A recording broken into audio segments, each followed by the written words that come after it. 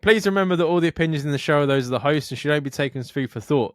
We're in no way telling you to do anything. Everything is kept anonymous for the safety of the listeners and no information is shared to anyone else.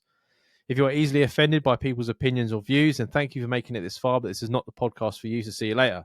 And please enjoy the rest of the show.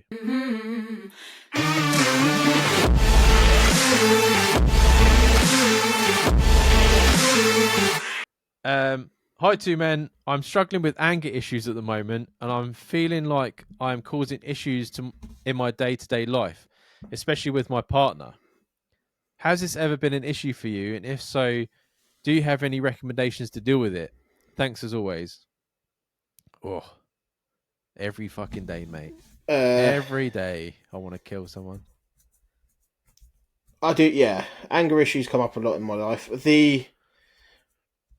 I wouldn't say I've got a very constructive way of dealing with it myself, which is why I'm overweight a lot of the time, because I end up fucking comfort eating or going out for a beer or whatever to try and unwind. That's not the healthy way of doing things.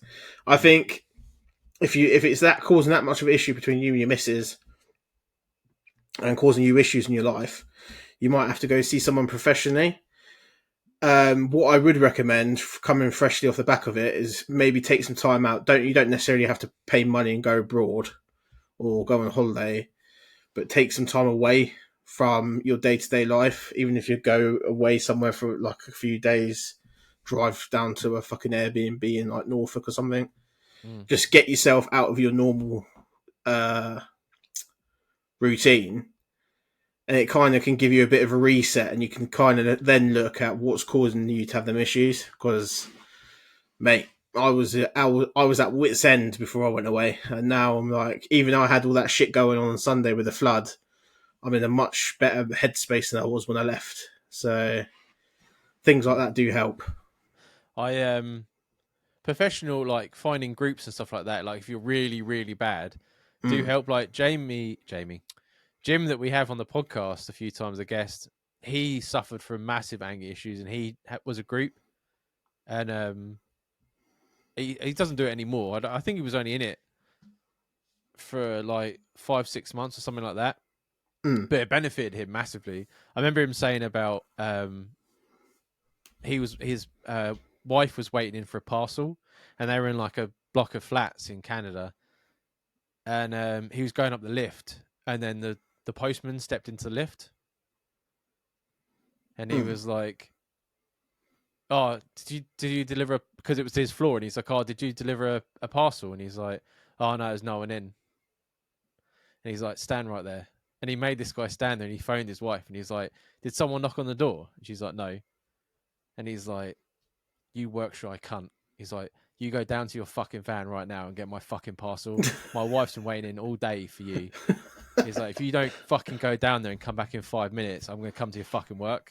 And he went down, he's like pissing his pants. He went back down and got his fucking parcel. Because he's just being a fucking lazy prick, isn't he? Yeah. But I've seen Jim loads. So, like, I remember him come to my house once. And I think I said this before. He was like, "Can we go at the front of your house?" And I'm like, "Why?" And he goes, "Because I just punched a 15-year-old kid off his bike." Just flat out. He's like, he's fucking crying. He's going home. He's like, "I think we should probably leave out the front." I'm like, "Yeah, it's fine." But yeah, no, I'm at the minute doing counselling, not for anger, but I mean, it's implied, and I hate all the. There was always one about imagining a river and like the anger in the words and stuff floating down the river. That didn't help me.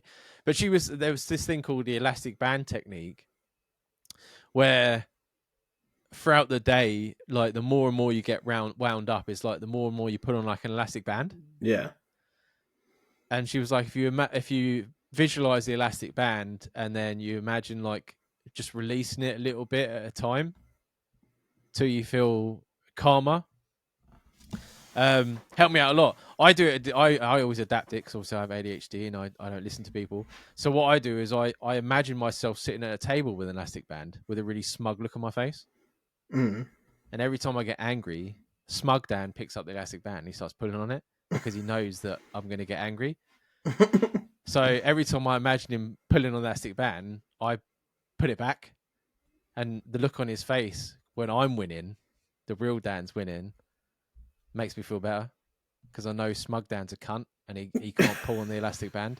I don't know if that's some sort of narcissism, but it makes me feel better and it stops me getting angry. So, Yeah. I don't know if that but yeah, like I'm doing some counseling and it benefits me. I've only been doing it for like 3-4 weeks, and I'm seeing some improvements and stuff like that. So never be ashamed to if you need it. But Jamie's right. If you need to like reset and get away from like the normal life, things like that, you just got to find an outlet, right? Yeah, there's always, you could always try and find a physical outlet as well if you want to do something physical. I do have as well. I find if I'm completely losing it, there's certain people in my life that I can talk to that will bring me back down. Charlotte's one of them, so surprisingly. Being your wife, that's normally the stereotype to fucking set you off. But she's actually one of them. Obviously, my dog is another thing that will calm me right down. I've got a few friends in my life that I will speak to deliberately. If I know I'm losing it, which happens often, I'll go from like 0 to 100 really quick, and I'll have no like build up. It just all of a sudden I'm just in a rage. I will speak to someone on purpose to know they'll calm me down, and it does work 95% of the time because their outlook and what you're doing and what you're annoyed about is totally different to what yours is. You kind of realise that you're overreacting sometimes, and that does help. Yeah, it bursts your bubble almost. I upset Sabine the other day because we she should know not to spring things on me anyway. just to make out I'm not a fucking dickhead. We were in Lidl, and basically my birthday's next week, and happy birthday, woo! Oh yeah, actually Monday. So Monday, happy birthday is Dan's episode, and yeah, we're in Lidl, and for the last month we've had plans to go see her workmate and the guy I hang out with who lives in Aberdeen. And then she turns around to me in Lidl and's like, "Oh, they've just messaged and said that if the weather's crap, there's no point going up there." And I'm not very good when you cancel plans that have been set in motion for like a month. Yeah. So I just turned around to her and I was like, "Why?" And she was like, "Because we were going to sit in the garden and they've got like a fancy pizza oven. We were going to make pizzas. You can't do that in the rain."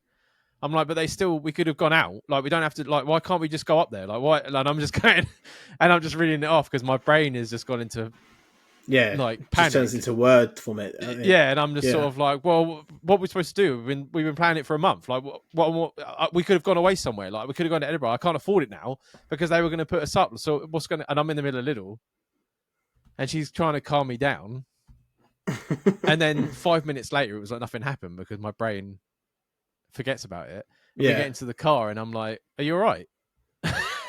Like, and she's like, "Yeah, I'm fine." I'm like, "What's up?" She's like, "Oh, you didn't have to be like that." And I'm like, and then it suddenly remembered that I had like gone off the fucking that you was like completely off the rails for 10 minutes. Yeah. And it was nothing to, and I said to her, I was like, "It was nothing to do with you." And like, I'm like, obviously I felt bad for it, and I spent the whole day out of her way, and it sort of ruined the whole day, which is my fault. But yeah, no, I'm just not very good when she just sprung it on me. I was looking at ketchup. She just turned around, and I felt like I was a right dick. It is what it is, isn't it? And I think she's forgiven me. I don't really want to bring it up again until this episode comes out and she has a go at me about it again. I'm sorry. I'm telling everyone right now, I was wrong. It was nothing to do with you. And she said she's thought something else in case it doesn't fall through, but she's not telling me in case I get upset. Well, it is one of those things, though. Especially, I do think guys, especially, we have a tendency to